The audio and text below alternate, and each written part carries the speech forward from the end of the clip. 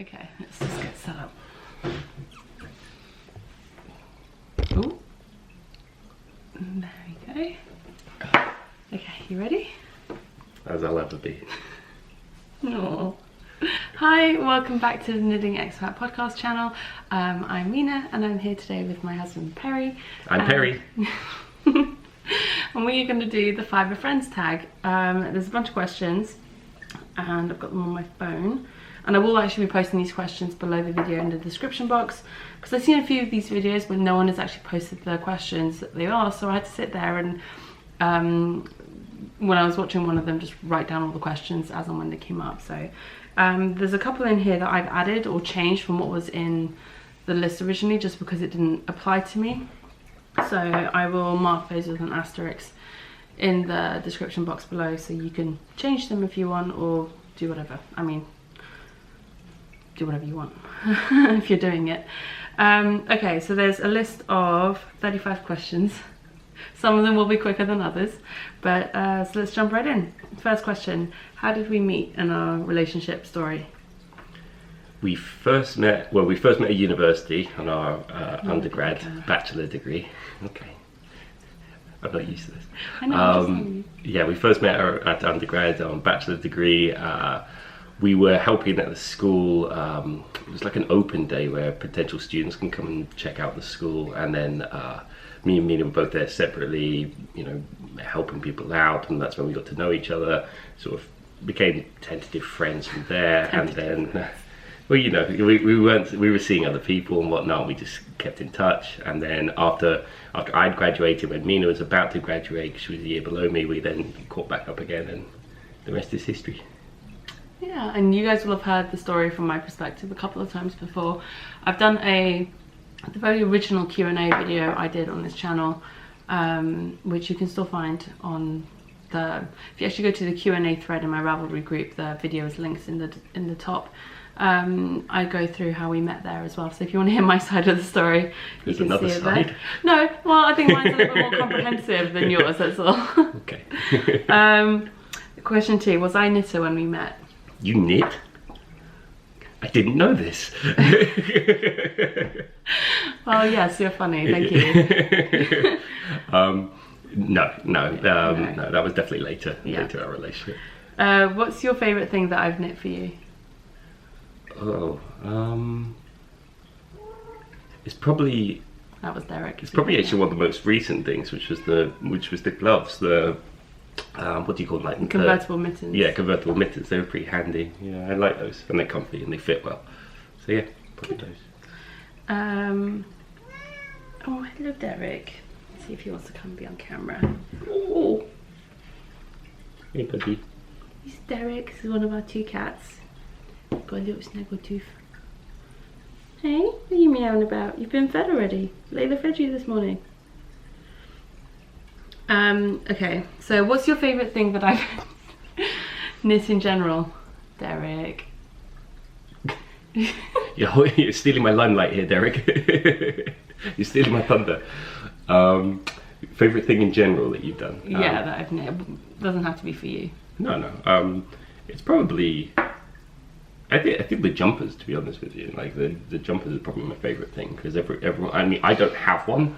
We've talked about it at length, and one day I will decide on something that I do like. But yeah, I think everyone's really happy when they get one, and it's impressive to watch to see you make them.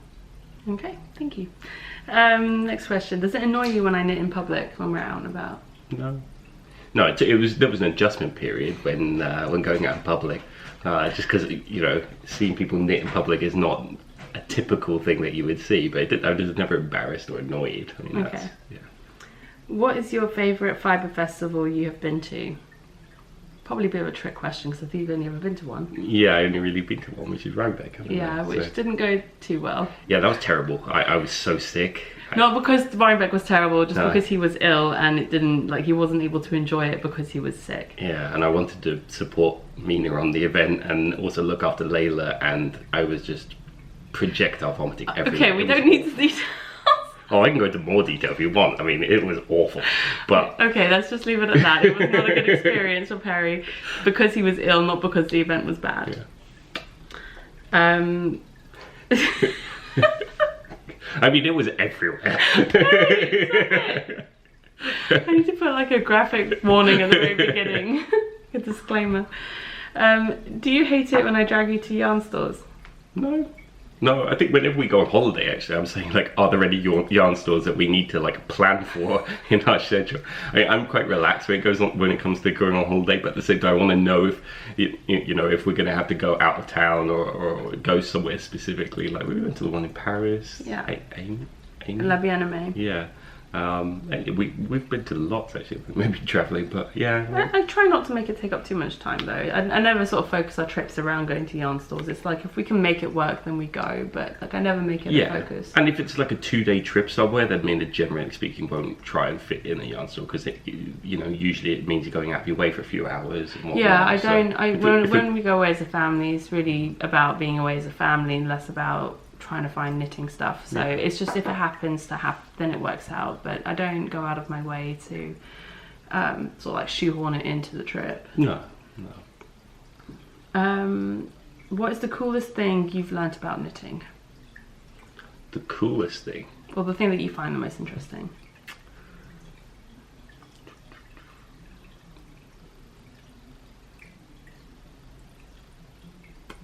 I think the coolest thing, actually, to be honest, is not actually the knitting itself, it's the community. I think that everyone's it's a close-knit community, boom. And all the terrible dad jokes this morning. I got an excuse now, I'm a dad.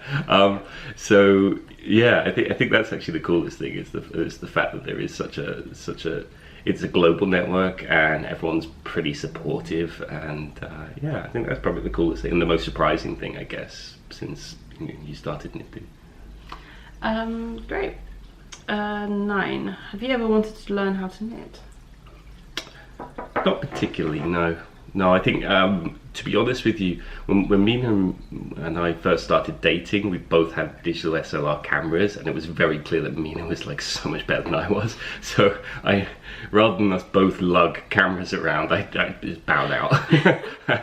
And yeah, so because honestly, you know, I don't see this. It's not that there was competition or anything like that. It's just that it was easier just to have one person dealing with the camera stuff and me helping out. And likewise with the knitting, I feel like that's kind of Mina's thing, and I'm not sure I'd have time either to really commit to I barely find time right now for hobbies. So there are other things I would enjoy spending my time doing. Like I enjoy woodwork and carving and things like that. So if I had time, I would do that. But that's maybe for retirement. A few years away. Does it bother you when I buy yarn or knitting related stuff? No. Good answer. No, I mean it's pretty sensible. She's, you know, not frugal, but at the same time pretty sensible. So it's not like it's like all the yarn. It used to be at the beginning. It was because I couldn't get yarn where we were living in the Middle East. So whenever we had trips, I would stock up. We did have a talk at one point. We had the talk. I think there was one time when Perry suggested I might not need to buy any yarn for a while, and that did not go well for him. So he has not mentioned it ever again. We came to a compromise. You did have a clear out, but there was an obscene amount of yarn at one point, which it wasn't so much of an issue. It was only an issue when we move, because we move abroad so much and we're moving internationally so much. The sheer volume, it was like moving a farmyard. It wasn't that bad. So no, I think there was one time where we had slightly more inventory than we needed, but then Mina works her way through it fairly quickly. In fairness, I've had 2 big clear outs in the last 2 years. So I've had 2 really big destashes, one just before Leila was born and one earlier this year. I actually do have another destash planned later, but it's a much smaller scale. I'm actually just going to hold off and wait until our stuff gets here from New York, so I can just go through all my yarn again and decide if there's anything else that needs to go before I do another destash. But I will be doing another one probably early next year. It's good to just have a periodic cleanse, I think. What do you think about me podcasting? Just kind of happened, didn't it? I never really formed an opinion on it because it just happened, and I never asked you about it before I started. No. It was just sort of something I just did as a hobby, as just something to have fun and connect with people. Yeah, it just kind of happened, and it's just the norm, to be honest with you. I never really sat back to think about it, or what I think. I definitely don't feel bad about it. And parts of me, like, I like the vlogging side of things, because I like the fact that we've got all the memories and the videos of like us as a family and the trips we've done and things like that. I think that's great. From a podcast point of view, yeah, I mean, I've watched a few of them. It's not like I watch every single one. That's actually a later question. But yeah, I've watched a few of them. I think it's, yeah. I didn't know you've actually watched any of the podcasts. I know you watched the vlogs because we watched them together, but I didn't know you watched the podcasts. Yeah. Aww. Okay, that's really sweet. I did not know that. Okay, next question. Do you know the different weights of yarn? Fingerling? Fingerling? That's a potato! There's fingering. Fingering, that's Yeah, there we go. Also known as... sock something. Yes, sock yarn. Sock yarn. Sock something. Sock something, sock yarn. And also in the UK, I think fingering or sock yarn is referred to as 4-ply. But that's just British terminology. You would probably not know that. If you told me 4-ply, that would definitely be wood. 4-ply is definitely wood. Anything else? Any other weights of yarn you know? That's the basic one. That's the one I have the most of. I'm looking around for inspiration. Why are none of the tags showing? They are showing, you just can't read them from here. My yarn stash is just behind the camera. The funny thing is, when I go into a yarn store and I see the signs, I know they mean sizes and weights and whatnot, but I can't. No. Okay, so the other weights of yarn is lace weight, which is thinner than fingering. Then it's fingering. Then it's sock yarn. Then it's sport. I didn't know sport, to be honest. Then there's that sport you probably wouldn't have heard of very lot because I don't have a lot of it. Then there's DK. DK, yeah, DK, I remember that. Yeah. And then worsted. Yeah, worsted. Then it goes up to Aran, No, which is a little bit thicker than worsted. It's a more of a British term because if you've ever heard of Aran sweaters. Yeah, probably are that. It's basically because of that. Yeah. And then it's bulky and chunky and super bulky, and then goes to like a really chunky, thick stuff. Yeah. I mean, it doesn't really have much of that really bulky stuff. So. I only have one skein of bulky yarn at the moment. So. Yeah. Okay. Question number 13. You probably won't know this one. Actually, it'd be interesting to see if you know this one. Do you have a favourite yarn dyer or yarn in general? This will be interesting because some of my friends are yarn dyers, and it'll be interesting if Perry can remember any of them or knows any of them at all, like whether or not they're his favourite. Because I don't know if you actually have a favourite. Yeah, I was going to say, the thing is, I don't think I have a favourite because I go by the colours necessarily. When we go into a store, I'm looking at it and it depends on my mood. It does. He is super fussy. Yeah. Super fussy about yarn and just knitted stuff in general. Well, if I'm going to wear it, I want them to like it. I know, but most people just like whatever they get. Yeah, I mean, I remember some of your yarn dye friends, but... You don't know the company names? No, I don't know the company names, that's the problem. Yeah. Okay. That's fine. I won't push you any more than that. It's fine. I'm just going to embarrass myself. Exactly. I can never see those people in public again now. No, it's fine. I don't expect you to know that. How much do you think an average indie dyed skein of yarn costs? We'll go with fingering weight, although it's mostly the same, but let's just say fingering weight. $25–30. Yeah, that's about right. Between 25 to 35 is about right, depends on the fibre content. Go me. Yeah, well done. What yarn would you buy me if I asked? You mean weight or? Well, colour? that seems to be a poorly worded question because it's so open. Well, I can tell you, I go for fingering. That is now, everyone just needs to change because I've decided that that's now the name of it. It's fingering. So fingering, and it would be some kind of purple or dark green, good job. Turquoisey kind of colour maybe. Turquoisey. Turquoisey. What's turquoisey? Turquoise. Turquoise. Turquoise. Turquoise. Is it turquoise? Yeah. Like a tortoise? Okay. Well, you learn something every day, folks. Okay. How many balls of yarn do you think I could sneak into the house? I kind of don't like this question because I don't think I've ever tried to sneak yarn into the I was house. gonna say, there's never been any sneaking, let's be honest. It's just a deluge of like yarn. It's not a deluge. How many balls or skeins of yarn do you think I could sneak in? Yeah, you were. So how many you can carry in a big box, I guess. But No, but like, what? That I could sneak in without you noticing. I think that's the question, really. How many do you think I could sneak in without you realising? Okay, well, you have 2 cupboards, and then you have the spare bedroom. It's pretty much those are the only areas I don't really go in. The cupboards are glass, so as long as the door's shut on them, so you probably fit another 50 or so, or 100 or so. I think you'd notice though if the shelves started filling up more. Maybe. Yeah, maybe. I would notice if you started storing it in the spare bedroom. That's the overflow point. It's like the auxiliary car park of yarn. We've got the 2 cupboards here, which are glass, so I can see those pretty clearly. But yeah, if you start having to store elsewhere, then I know that we might have a bit of a problem.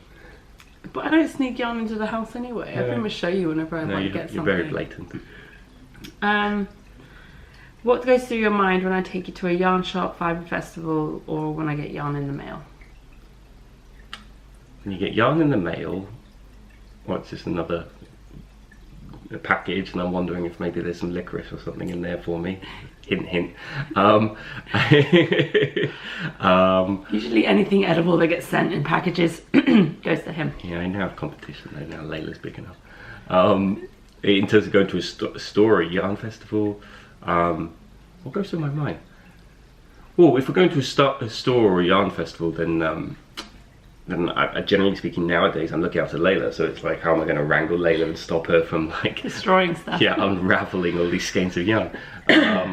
But yeah, I'm trying to think. There's no, yeah. It's part of being a supportive husband, I guess, is going to the places my wife wants to go. I mean, I don't feel bad about it. It's not a chore. No. It's just, it's just something we do.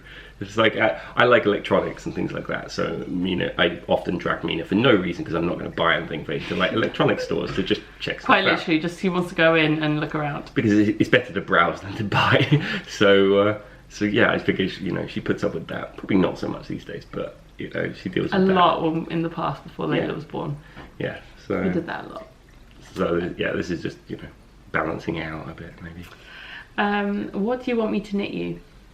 I do want a jumper. I like a sweater at some point. I do. I've given you quite a few ideas. We've gone through different designs. I think ultimately what we need to do first is actually, what we need to do now is actually go find you the yarn.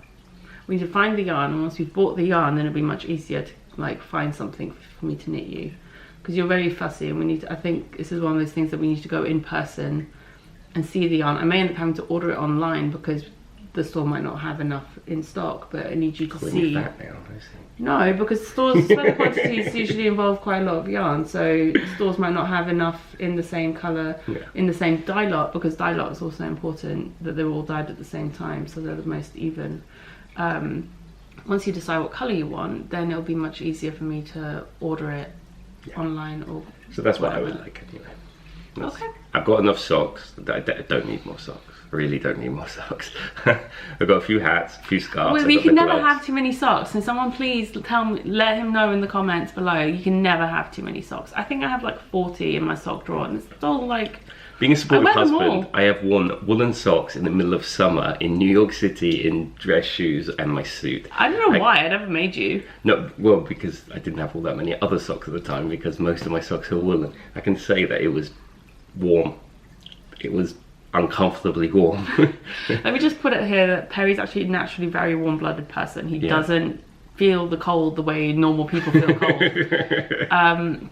My parents wear their wool socks year round. My mum wears them in the middle of summer. This is a point of contention for me and Mina, because I like the cold. I genuinely like feeling cold. This is why I've never knit him a jumper. Like as a kid, I would not wear jumpers. I would go blue. It doesn't affect me one bit. I don't get. He used to work in a garden centre in winter wearing shorts and a t-shirt.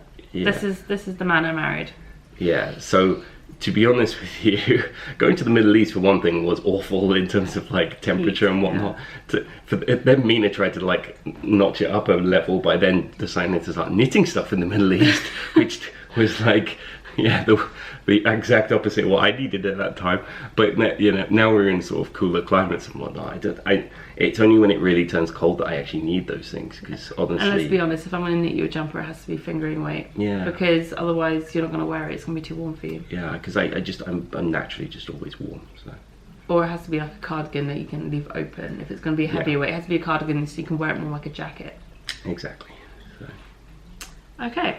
What thing do you wear the most that I've knit you? Socks in general. Yeah, I think probably the socks is what you wear the most. Yeah, if it was one particular item, then it's actually probably the hat you made me, because or any one of the pairs of socks, I guess. I wore the hat a lot. I think socks in general, socks are probably what you wear the most. Yeah. Throughout the winter. Yeah. Because you don't wear hats very often. You don't wear the hat very often. You only wear it when it's really cold. When we were in New York, it was pretty cold for at least 3 or 4 months. I wore it. Yeah, you wore it a lot then. Yeah. He won't let me knit him another hat. I knit him one hat years ago, and he will not let me knit him another one. He's like, I've got a hat. I don't need another one. In any other situation, me hoarding things is not a good thing. It's not about hoarding, it's just having at least one other option. One other one. 2 hats, that's what I'm asking. What do you think of my stash? Well, yeah, this goes back to at the moment it's very controlled and it's very organised. We have had times previously where we have had so much yarn. Like, it was good because we were living in Bahrain in a 4-bedroom house, so actually I didn't notice it as much. But when we got to New York with the kitchen the size of a closet and very limited storage, then it became a little bit of a problem. We had to have a talk. We didn't have to have a talk. I already planned on getting rid of a lot of stuff anyway. Okay. There was we didn't have a talk. Well, we talked about it, and Mina just says, yes, I'm already on it. Oh, well, there we go. But yeah, no, it's fine. It grows and it shrinks, and I know she'll eventually either work through it all, or she'll find projects for it, or there's always more socks. I mean, like that shelf. To be honest, that shelf is all the stuff that's going to be designs next year. Yeah. So there's that. Yep. That's one shelf already dealt with. Okay, so next question: how do you think knitting helps me as a person? I think knitting helped a huge amount, especially when we were in Bahrain, for instance, because I'm sure Mina said, like, Bahrain, we just didn't settle there. Never felt like home. We didn't really fit into any of the particular social groups there because we were married, but we didn't have kids, and we were younger, and all those sorts of things. So we didn't fit the mold. Plus, I was working and traveling so much that Mina had a huge amount of time on her own, which was not easy for her. And I think knitting helped kind of introduce her to a community of people around the world that were there to support her. Knitting and the podcast. And the podcast, yeah. Sorry, I kind of think of them was very instrumental to that. For me, they're kind of intertwined, yeah. Interwoven. But yeah, I think for me it's been overwhelmingly positive, I guess. Because I think that helped, because otherwise I genuinely think Mina would have gone absolutely insane in Bahrain. We wouldn't have lasted as long as we did. We would have had to leave sooner. Yeah, for sure. Yeah, and yeah, there were times where we had discussions about like where else we could live, and I could still be working in Saudi Arabia and stuff like that, because frankly it just wasn't working. So I think knitting and the podcast definitely helped significantly on that side of things. But no, I think overwhelmingly it's been positive. Yeah. So how do you explain me being a knitter / what I do to other people? Well, I'm very honest about it. Often when meeting people, you sort of talk, when you meet people, you talk about what you do or where you're from, or you try and find commonalities, I guess, whenever you're meeting new people. So and more often than not, it comes up in conversation that you're married, what does your partner do, and things like that. So it's very often been some kind of like icebreaker where typically people have not heard of, or if they find it unusual that your other half has a sort of a knitting related business and works in that sort of industry. So it becomes quite a sort of an interesting topic, and people want to understand it more because they don't really understand what you could potentially be doing. They understand the materials. They go, oh, do you make yarn? No. Like, do you this and that and whatever, and I get into the detail, and Nina's obviously a designer and whatnot, and does podcasts, and so I think that's it's an interesting topic of conversation when you meet people. It's different than saying I'm an accountant Yes. or a doctor or something. It's more memorable. Yeah. Okay, can I yarn bomb the house? Yarn bomb the house. Do you even know what that is? I'm envisaging yarn everywhere. Kind of. So when we were walking around the city, when we were walking around Paris that time, and you saw those little posts covered in knitted stuff. That's yarn bombing. When you go around, you cover stuff in knitted or crocheted fabric. Well, okay. Well, not that I want to yarn bomb the house, but if I did. There's not much left to be yarn, but everything's either fabric coated or Well, no, but I could like yarn bomb the chairs, for example. Like I could knit things and like attach it to the chairs, for example. Yeah, I mean, just watch out for the cats. Not that I don't want to yarn bomb anything. I don't think they would like to be yarn bombed, but I would find it really amusing if they had like 4 long socks on each of them. That would be hilarious. I can knit them leg warmers. That'd probably get on them. Yeah, that would be hilarious. And a tail warmer. oh, a little tail warmer. And a That'd scarf, be so cute. A cowl. Do you know the difference between knitting, crochet, spinning, and weaving? And my battery's about to die. Should I hold off while you do No, that? try and do it. Knitting, crochet, spinning, and weaving. So spinning is when you take the natural fibre and you make it into yarn. Yeah.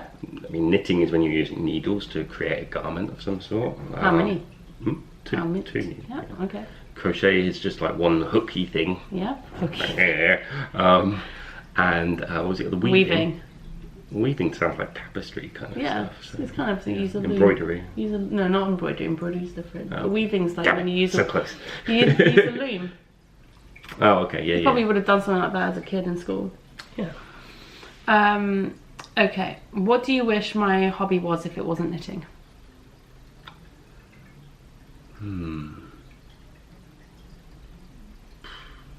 Treasure hunter. In all seriousness. International billionaire. I would love that to be my hobby. I don't know. Probably still with photography, wouldn't it? Do I? No, I mean. It probably would be, but would you wish that for me?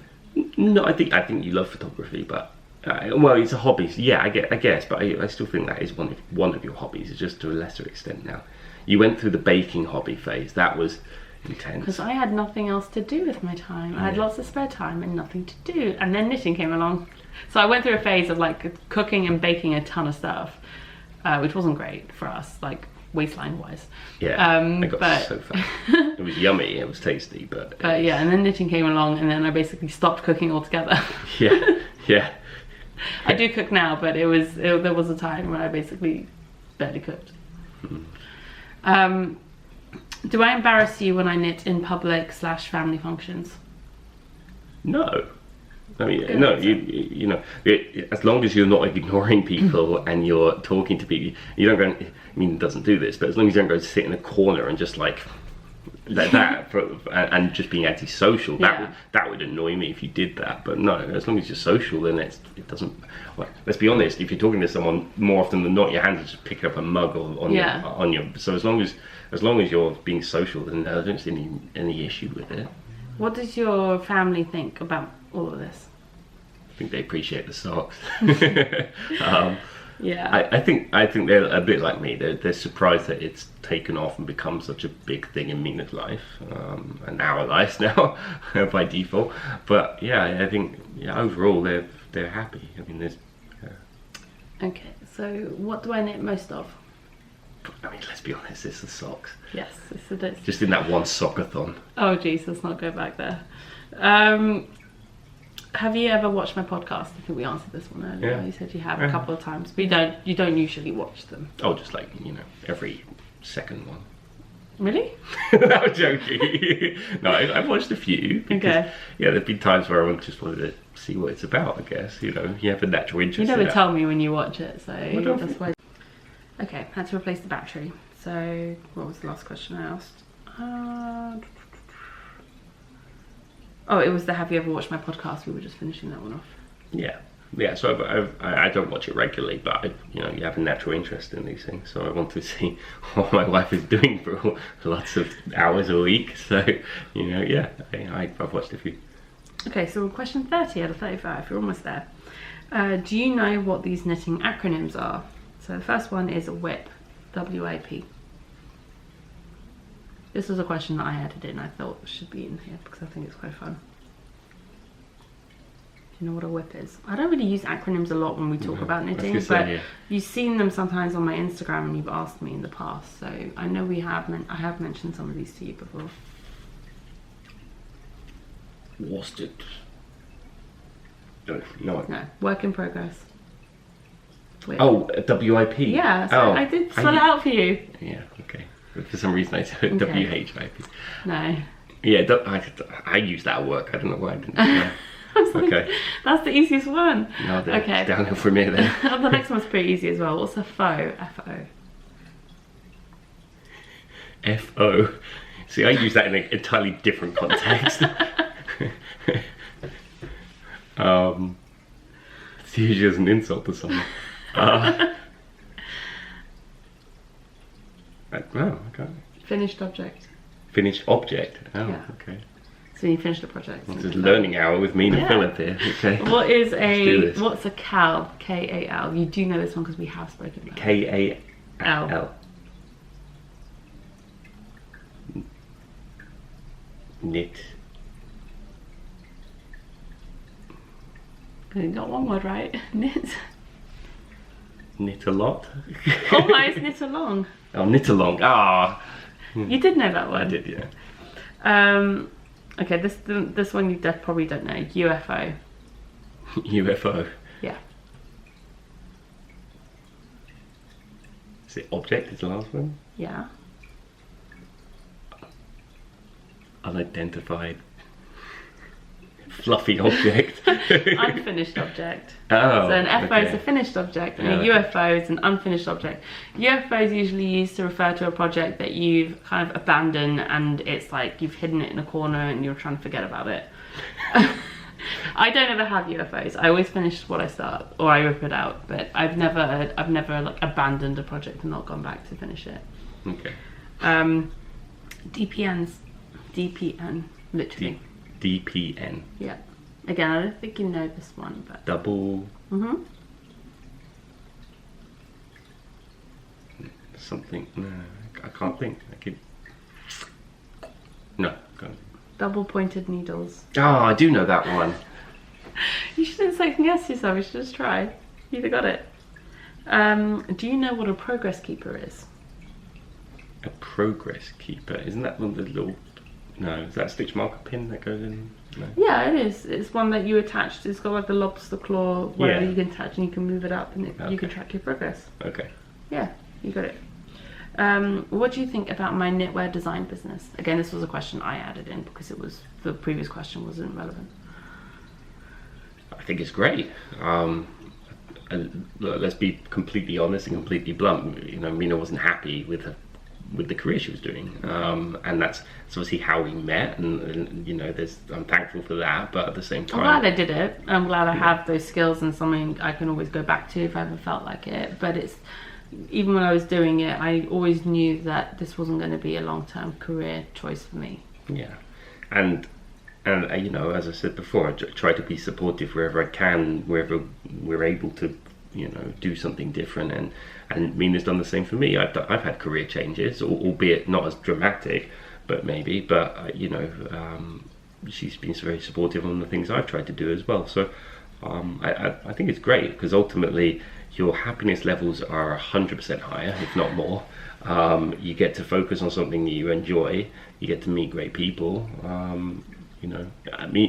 As much as it's somewhat a solitary job in many ways because there's a lot of talking to cameras, it's Mina also gets to sort of kind of work with everyone as well, so you get to enjoy the people you work with. So I think that's ultimately that's what everyone's looking for, really. So, yeah. My job doesn't actually feel like work. It feels like doing what I want to do. Yeah, which I think that's great.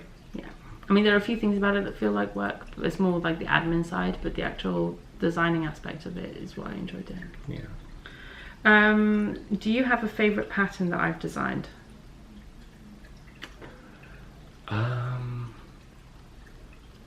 Probably yes. I'm trying to think of the ones Leila has, because some of them are super cute. If you just describe it, I'll be able to name the pattern. I probably prefer the gnome hoodie thing. Yeah, the garden gnome hoodie. That's the one she wears at the moment quite a lot. It looks pretty cute on her, yeah. It is very cute.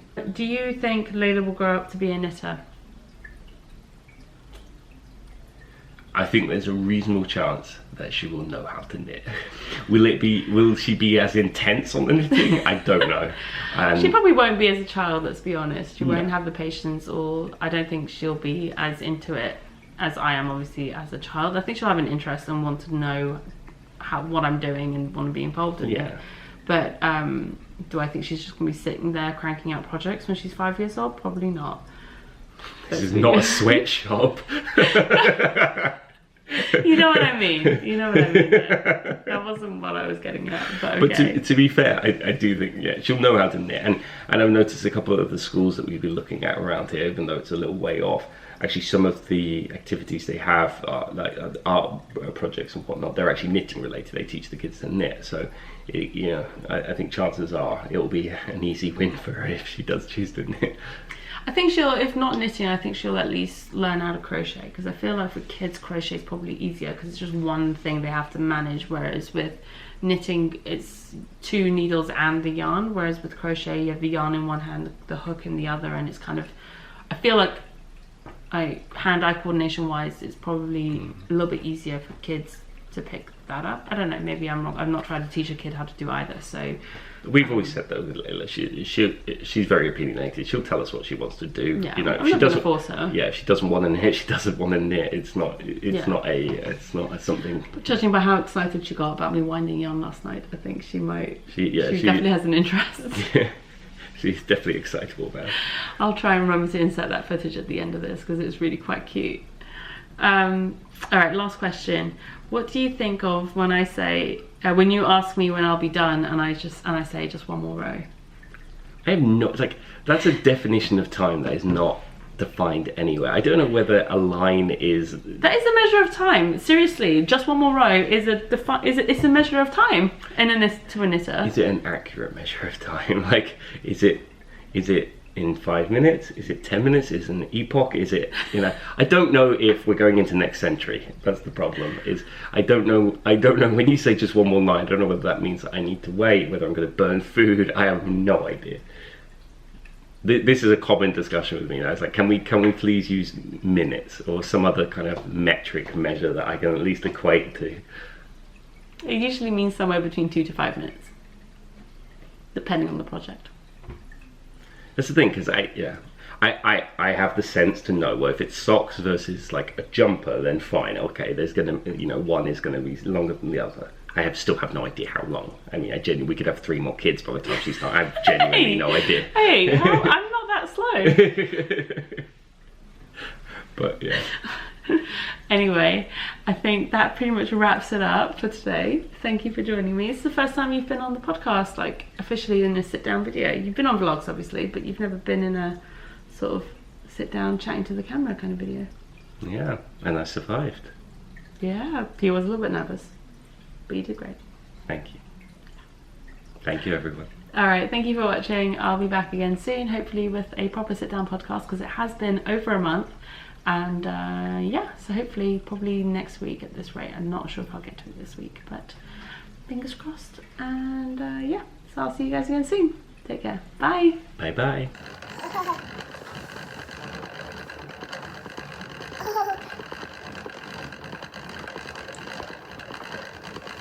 Oh, careful.